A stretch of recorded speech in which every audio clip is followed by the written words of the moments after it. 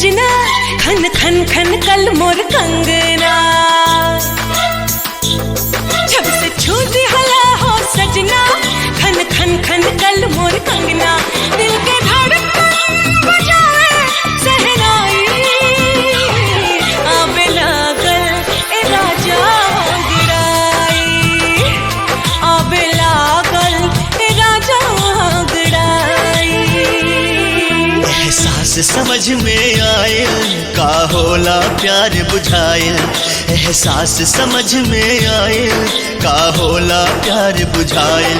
हाल दिलवा के का हम बताएं, कैसे तोहसे नजरिया मिलाएं, कैसे तोहसे नजरिया मिलाएं।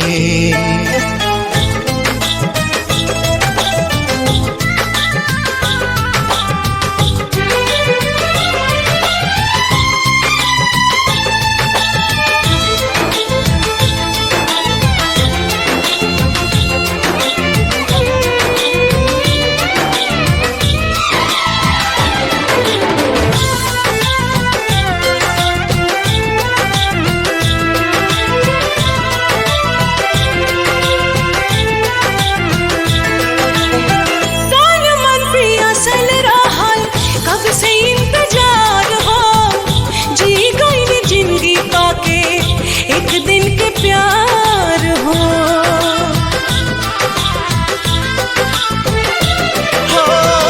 अपने ही जाल में जैसे फसल बा पहेलिया, बुझे नहीं पावे केहू नियति के खेलिया। जिंदगी जाने कौन मोड़ पे ले जाए, कैसे तोहसे नजरिया मिलाई, कैसे तोहसे नजरिया मिलाई।